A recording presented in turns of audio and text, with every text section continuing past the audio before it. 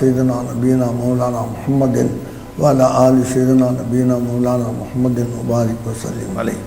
அன்பர்களே, நண்பர்களே, தோழர்களே, சகோதரர்களே, சகோதரிகளே, தாய்மார்களே, ஆலிம்களே, உலமாக்களே, உலஃபாக்களே, மாற்றுமத சகோதர சகோதரிகளே, நாம் தொடர்ந்தாற்போல் ரமலானுடைய இந்த மாதத்தில் சில பல கருத்துக்களை பரிமாறிக்கொண்டிருக்கிறோம். தெரியாததை தெரிந்து கொள்வதற்கும் தெரிந்ததை அதன்படி செயல்படுவதற்கும் அதன் பலன்களை பெறுவதற்கும் நாம் ஆசைப்படுகிறோம். எல்லா மனிதர்களும், மனித பிறவி என்று சொல்லக்கூடிய எல்லா பிறவிகளும் ஒரு சந்தோஷமான, மகிழ்ச்சியான, நிம்மதியான வாழ்வு வாழ வேண்டும் என்று தான் எண்ணுவார்கள், விரும்புவார்கள், ஆசைப்படுவார்கள் என்பதில் எந்த விதமான சந்தேகமும் அல்ல. ஆனால் நம்மை படைத்த அல்லாஹ்வும் நமக்கு வழிகாட்டிகளாக வந்த நபிமார்கள், ரசூல்மார்கள், அவுலியா அல்லாக்கள், குறிப்பாக இறுதி தூதர் சையதுனா முஹம்மது ரசூலுல்லாஹி ஸல்லல்லாஹு அலைஹி வஸல்லம் அவர்களும் நாம் நல்லபடியாக, சுபிட்சமாக, சந்தோஷமாக, நிம்மதியாக வாழ வேண்டும் என்பதை தான் ஆசைப்படுகிறார்கள். சுமார் 1,24,000 நபிமார்கள், 1,80,000 நபிமார்கள், ரசூல்மார்கள், இரண்டு விதமான கருத்துகள் உலகத்துக்கு அடியார்களை சீர்திருத்தற்காகவும் அடியார்களை அல்லாஹ்வின் பக்கம் திருப்புவதற்காகவும் அடியார்களை துனியாவுடைய உலகத்துடைய கேடுகளிலிருந்து காப்பாற்றுவதற்காகவும் அல்லாஹ் அனுப்பியிருக்கிறான். மேலும் திரு குர்ஆன் ஷரீஃபில் 25 நபிமார்களை, ரசூல்மார்களை அல்லாஹ் சொல்லி காட்டுகிறான். இதெல்லாம் நாம் கஷ்டப்பட்டு கூடாது, சிரமத்தில் ஆளாகிடக்கூடாது அப்படின்ற ஒரு நல்ல நோக்கத்தின் அடிப்படையிலே அல்லாஹ் அனுப்பிச்சிருக்கிறான். அந்த தூதர்கள் வந்து அவர்களுடைய வேலைகளை சரியாக செஞ்சிருக்கிறார்கள். எந்த விதமான குறைவும் இல்லாமல் நிரப்பமான முறை செய்து விட்டார்கள். பெருமானார் சொன்னார்கள் ஸல்லல்லாஹு அலைஹி வஸல்லம், உலகத்திற்கு நான் அனுப்பப்பட்டிருக்கிறேன் திருக்கலிமாவுடன். அதாவது இந்த உலகத்திற்கு என்னை அல்லாஹ் அனுப்பியிருக்கிறான் திருக்கலிமாவுடன் என்று சொன்னார்கள். அப்படி திருக்கலிமா இல்லை என்று சொன்னால் நபி அவர்கள் வந்தே இருக்க மாட்டார்கள். சையதுல் முர்சலீன், சையதுல் அன்பியா, நபிமார்களுக்கெல்லாம் தாஜுல் அன்பியா, அவர்கள் சொல்லக்கூடிய இந்த ஹதீஸுடைய கருத்தின்படி பார்க்க போனால், நான் இவ்வு உலகத்திற்கு கலிமாவுடன் அனுப்பப்பட்டிருக்கிறேன். அப்புறம் அதை நம்ம கவனித்து பார்த்தா, நான் வந்திருக்க மாட்டேன், என்னை அல்லாஹ் அனுப்பியிருக்க மாட்டான், அந்த திருக்கலிமாவுடைய பொக்கிஷங்களை என்னிடம் தந்து உலகில் வாழக்கூடிய அடியார்களுக்கெல்லாம் தெரியப்படுத்து சொல்லி நபி வந்திருக்க மாட்டார்கள். அப்போ நபி வந்த நோக்கம் திருக்கலிமாவை உலகத்தில் வந்து சொல்லுவதற்காக தான். உயர்ந்த அந்த திருக்கலிமாவுடைய தத்துவார்த்தங்களை சொல்ல, அதை ஏற்றுக்கொள்ள, அதன்படி நடந்து எவ்வளோ செல்வாக்குடன், செல்வங்களுடன் நிம்மதியாக சந்தோஷமாக வாழ்ந்தார்கள். கொலை, கொள்ளை, கற்பழிப்பு, திருடு, குடி, இப்படி கெட்ட தீய பழக்கங்களே தண்ணீர் வைத்து கொண்டு வாழ்ந்து கொண்டிருந்த அவர்கள் அரபு மண்ணிலே சிசுக்களை கொலை செய்யக்கூடியது. பெண் பிள்ளை பிறந்துட்டா உடனே அதை கொலை செஞ்சிருவாங்கன்னு சொன்னால் உயிரோடு அதை புதைச்சிடுவாங்க. இப்படி 60 முதல் 70 பெண் குழந்தைகளை புதைத்திருக்கிறார்கள். புதைத்த ஒரு பேர் கூட தெஹியா கல்வி, ஒரு கல்நஞ்சமான மனிதராக இருந்தார் அவர். அந்த மௌட்டிக காலத்தில் நீங்கள் சிந்திச்சு பாருங்கள், எந்த மாதிரியான காலத்தில் முஹம்மது ரசூலுல்லாஹ் உலகத்துக்கு வருகிறார்கள். தன்னந்தனியாக எந்த விதமான ஒரு ஒத்தாசையும் இல்லாமல் உதவியும் இல்லாமல் இப்படி ஒரு கொடூரமான கால பிறந்த பச்சை குழந்தை, பாவம் அறியாத அந்த பச்சை குழந்தை, பல் முளைக்காத அந்த பச்சை குழந்தை, என்ன ஏது என்று தெரிவதற்குண்டான எந்த விதமான ஒரு அறிவும் பெறாத அந்த குழந்தைகளை 60 பெண் பிள்ளையிலிருந்து சுமார் 70 வரை புதைத்தார்கள்.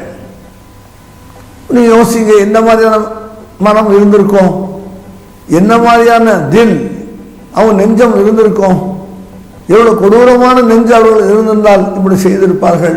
உலகம் மறுக்குமா இதை? இந்த சம்பவங்களை யாரும் இல்லை என்று மறுக்க முடியுமா? அல்லாஹ் குர்ஆன்ல சொல்லுகிறான், பிறகு சொல்லுகிறான். நபி அவர்களுடைய கடுமையான உழைப்பு அந்த மக்களுக்கு மத்தியில் பேச பேச பேச அந்த உயிரோடு புதைத்தாரே 60 முதல் 70 பெண் சிசுக்களை பிறந்த உடனே அவர் கூட கலிமாவை சொல்லி இஸ்லாத்தை ஏற்று அந்த பாவகாரியத்தை நிறுத்தி கொண்டார். அதிலிருந்து சிசுக்களை கொலை செய்யறது, அதாவது உயிரோடு புதைக்கிறது நின்று போச்சு. சையதுனா உமர் கத்தாப் ரலியல்லாஹு தஆலா சொல்றாங்க, நான் கூட ஒரு குழந்தைய அந்த மௌட்டிக காலத்தில் புதைத்தேன், இஸ்லாத்தை ஏற்பதற்கு முன்பாக அந்த காலத்தில். ஆனால் இஸ்லாத்தை ஏற்றுக்கொண்ட பிறகு இப்பதான் நினைச்சு அழுகிறேன், உருகிறேன். நான் அப்படி செய்து விட்டமே, அந்த பிறந்த பச்சை குழந்தை என்ன பாவம் செஞ்சிச்சு, என்ன துரோகம் செஞ்சிச்சு, என்ன நமக்கு கெடுதி செஞ்சிச்சு? ஒண்ணுமே செய்யாமல் இருக்கும் போது அது பார்க்கும்போது நான் தான் தந்தை என்று கூட தெரியாது. அதற்கு எனக்கு தெரியும் அது மகள் என்று, ஆனா அதுக்கு தெரியாது அல்லவா? கொண்டு போய் புதைத்தமே என்று சொல்லி நேர்வழிக்கு வந்த பிறகு சிசு கொலைகளை, பெண் சிசுகளை உயிரோடு புதைக்கக்கூடியதை நிறுத்திய பின்ன காலமெல்லாம் அழுது அல்லாஹ்வுக்கு நான் என்ன பதில் சொல்வேன்? என் குழந்தை என்று நான் சொன்னாலும் உலக ரீதியில் ஒரு வகையில் சரியாக இருந்த போதிலும் கூட அந்த குழந்தை உண்மையிலே அது அல்லாஹ்வுக்கு சொந்தமானது தானே, அவன் தானே அந்த குழந்தையை நமக்கு தந்தான். அப்படி இருக்க நாளைக்கு நான் கொடுத்த குழந்தையை நீ அப்படி செஞ்சேன்னு கேட்டா நான் என்ன பதில் சொல்வேன் அழுதார்கள் செய்தனா உமர் கத்தாப் ரலியல்லாஹு தஆலா அன்ஹு. அப்ப நீங்க யோசிங்க, எப்படியாப்பட்ட காலம் அது. அந்த காலத்தில் அண்ணல் பெருமானார் ஸல்லல்லாஹு அலைஹி வஸல்லம் இந்த உபதேசங்களை மண்ணில பூமியில அல்லாஹ்வுடைய உத்தரவு கொண்டு செய்தார்கள். லட்சக்கணக்கான பேர் திருந்தினார்கள், மாறினார்கள். மனிதன் வாழ்க்கை என்றால் என்ன என்பதை தெரிந்து கொண்டு சுகமான வாழ்க்கை வாழ்ந்தார்கள். மனிதரால் பிறந்தவர்கள், மக்களாக வாழ்ந்து கொண்டிருந்தவர்கள், உலகம் போட்டு உத்தவர்களாக, மனிதர்கள் மாணிக்கமாக அவர்களை மாற்றினார்கள். பெருமானார் ஸல்லல்லாஹு அலைஹி வஸல்லம் லா இலாஹா இல்லல்லாஹ் என்ற திருக்கலிமாவுடன் மாற்றினார்கள். இப்போ நாம் அந்த கலிமா இருக்கதான் செய்து, அதே கலிமா நம்ம சொல்லி தான் இருக்கிறோம், அதே நபியை நம்ம திருத்துதல் ஏற்றுதான் இருக்கிறோம். நம்ம விட்டு பொய் நீங்குச்சா, நம்ம விட்டு கோல் நீங்குச்சா, நம்மளோட புறம் பேசுறது நீங்குச்சா, நம்மள விபச்சாரம் நம்மளை விட்டு நீங்கிடுச்சா, மதுபானங்கள் நம்மளிருந்து பரிபூர்ணமா நீங்கி போச்சா, எல்லோரும் அதை விட்டு விலகி கொண்டார்களா? கொலை செய்யறது நீங்கி போச்சா? கொள்ள அடிக்கிறது நீங்கி போச்சா? திருடுதல் நீங்கி போச்சா? பிறரை கெடுத்து வாழ்றது நீங்கி போச்சா? அனாதைகளுடைய சொத்துக்களை அபகரிக்கிறது நீங்கி போச்சா? அனாதைகள், தகப்பன் இல்லாத பிள்ளைக்கு அனாதை என்று சொல்றது தமிழ்ல, அரபில யத்தீம் என்று சொல்றோம். தகப்பன் இல்லாத பிள்ளைக்கு யத்தீம் என்று சொல்லக்கூடிய அந்த பிள்ளைகளுடைய சொத்தை அபகரிக்கிறார்களே, இதையெல்லாம் விடுங்கள் என்று அல்லாஹ் பின்னால சொன்ன அந்த கலிமா விளக்கம் வந்த பிறகு, கலிமாவுடைய தொடர்பு ஏற்பட்ட பிறகு, கலிமாவில் என்ன பொருள் அடங்கியிருக்கிறது என்பதை பெருமானார் ஸல்லல்லாஹு அலைஹி வஸல்லம் வருஷ கணக்கில் சொல்லி விளக்கிய பிறகுதான் அவங்க அதையெல்லாம் விட்டொழித்தார்கள். ஆனா இன்று போயிடுச்சா நம்மள்கிட்ட? இப்ப நம்ம அப்படி ஆசைப்படுறோமா? எத்தீம் காசுக்கு ஆசைப்படலையா? அனாத காசுக்கு நம்ம திங்க ஆசைப்படலையா? எவ்வளவு பெரிய பாவம்! ஹதீஸ குதுஸில அருமை நபி சொல்றாங்க, அல்லாஹ் டைரக்டா சொல்றதுக்கு பேர் நேரடியாகவே நபி மூலமாக ஹதீஸ குதுஸி என்று அரபியில சொல்வது, ஒரு யத்தீமுடைய தலையில கையை நீ வைப்பீர்களேயானால், தகப்பன் இல்லாத புள்ளவுடைய அந்த தலையில் கையை நீங்கள் வைத்தால், அந்த கைக்குள்ள எத்தனை ரோமங்கள் அடங்கி இருக்குமோ அது என்றது ரொம்ப சிரமம். அத்தனை ரோமங்களுடைய பாவங்களை அல்லாஹ் மன்னித்து விடுவான். அந்த தந்தையை இழந்த அந்த பிள்ளையுடைய தலையில கை வைக்கிறாரே, அந்த அடியாருடைய பாவத்தை அவருடைய கையில் எத்தனை ரோமங்கள் இருக்குமோ அந்த எத்தியமான பையனுடைய தலையில் இருந்த அத்தனை பாவங்களை அல்லாஹ் மன்னிக்கிறான். அடுத்து சொன்னார்கள் ஹதீஸ குதுஸில அண்ணல் பெருமானார் ஸல்லல்லாஹு அலைஹி வஸல்லம், யதீமுடைய கண்ணீர், தந்தையை இழந்தாரே அந்த பிள்ளை, அவர்தான் ஆர்ஃபனுங்கிறோம், அவர்தான் யதீமுங்கிறோம். தந்தையை இழந்த அந்த பிள்ளையுடைய கண்ணீர் அல்லாஹ்வுடைய கையில் விடுவதாக சொன்னார்கள். உலமாக்களே, ஆளும் பெருங்குடி மக்களே, உங்களுக்கு இது என்னை விட நல்லா நீங்க தெரிஞ்சிருப்பீர்கள்.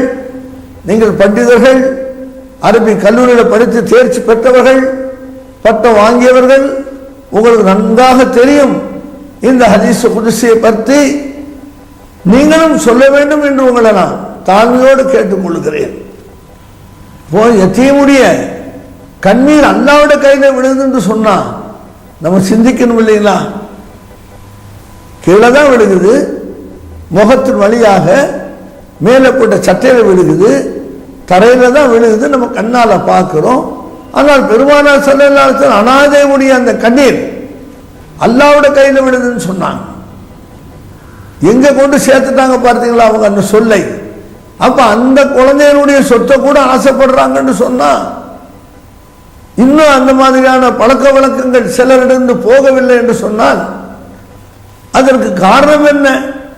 இத்தனை நபிமார்கள், ரசூல்மார்கள் அல்லாஹ் அனுப்பிச்சு தெய்வ தூதர்களை நமக்கு அதுக்கு வழிகாட்டி சொல்லி நாம் முழுமையாக திருந்த முடியலை என்று சொன்னால், நீங்கள் யோசியுங்கள். அடுத்தவருடைய ஹக்கை, இன்னொருத்தருக்கு சேர்ந்த சொந்தமான பொருட்களை, சொத்துக்களை, காசு பணங்களை நாம் சாப்பிடுவது எவ்வளவு பெரிய பாவம் என்று நினைச்சு பாருங்க. இதெல்லாம் காரணம் என்ன? லா இலாஹா இல்லல்லாஹ். எந்த சொல்லை கொண்டு, எந்த கலிமாவை கொண்டு ஈமான் கொண்டோமோ அதனுடைய அர்த்தம் தெரியாமல் நம்ம வாழ்ந்து கொண்டிருக்கிறோம்.